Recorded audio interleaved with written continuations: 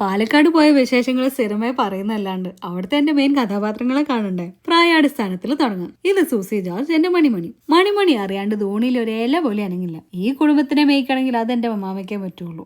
ഞാൻ കൊച്ചിയിലായിരുന്നപ്പോ ഒരു വീക്കെൻഡ് പോലും എനിക്ക് അമ്മാമ ഇല്ലാണ്ടോ അമ്മാമയ്ക്ക് ഞാൻ ഇല്ലാണ്ടോ പറ്റില്ലായിരുന്നു. മണിമണിക്ക് എന്റെ അമ്മ ഉൾപ്പെടെ പിള്ളേര് 4 ആദ്യത്തെ ആള് പേമ, കൂട്ടത്തില് പാവം. എല്ലാരും കൂടെ എന്നെ പഞ്ഞിക്കിടുമ്പോ എന്നെ രക്ഷിക്കാൻ വരുന്ന ഏക കാവൽ മാലാഖ. ചെസ് നമ്പർ 2 എന്റെ അച്ചാച്ചൻ. കൂട്ടത്തിലെ വില്ലനാണെന്ന് തോന്നുമെങ്കിലും മാടപ്രാവിന്റെ ഹൃദയമാണ്. സംഭവം എനിക്ക് കണ്ണുപൊട്ടുന്ന ചീത്ത അച്ചാച്ചന്റെ കയ്യിൽ നിന്ന് കിട്ടാറുണ്ട്. പക്ഷെ എത്ര ചീത്ത കേട്ടാലും ലോകത്ത് അച്ചാച്ചൻ ചീത്ത പറഞ്ഞാൽ മാത്രമേ എന്റെ ഫീലിങ്സ് കാട്ടാതിരിക്കുള്ളൂ. അച്ചാച്ചന്റെ വാല നടക്കാനാണ് എനിക്ക് ഏറ്റവും ഇഷ്ടം. പിന്നെ എന്റെ അമ്മ, ഇത് ഈ കുടുംബത്തിൽ തന്നെ ഉള്ളതാണോ എന്ന് എനിക്ക് നല്ല സംശയമുണ്ട്. എന്തൊക്കെ പറഞ്ഞാലും ഒരു പൈശാചിക ശക്തിക്ക് എന്റെ പരിസരത്ത് പോലും വരാൻ പറ്റാത്തത് എന്റെ അമ്മയുടെ പ്രൊട്ടക്ഷൻ ഉള്ളതുകൊണ്ടാണ്. ഇനി ഒടുവിലെ തോന്നി ഡോക്ടർ തോമസ് ജോർജ് കെ, എന്റെ കൊച്ചാച്ചൻ. ലോകത്ത് ഇത്രയും തിരക്കുള്ള വേറൊരു മനുഷ്യനെ ഞാൻ കണ്ടിട്ടില്ല. പക്ഷെ ഞങ്ങൾ അവിടെ ഉണ്ടെങ്കിൽ എന്ത് തിരക്കാണെങ്കിലും അത് മാറ്റി വെച്ചിട്ടുള്ള പരിപാടിയുള്ള പുള്ളിക്ക്. ഇനി മണിമണിയുടെ സെക്കൻഡ് ജനറേഷൻ. അതിന്റെ തുടക്കത്തിൽ പറയേണ്ടത് അപ്പൂനെ ആണെങ്കിലും ഞങ്ങൾ തമ്മിൽ കണ്ടിട്ട് കുറേ നാളായി. പണ്ട് ഇവൻ എന്നെ ബാത്റൂമിലിട്ട് പൂട്ടിയ കണക്ക് ഇപ്പോഴും എനിക്ക് ഭാഗ്യമുണ്ട്. പക്ഷെ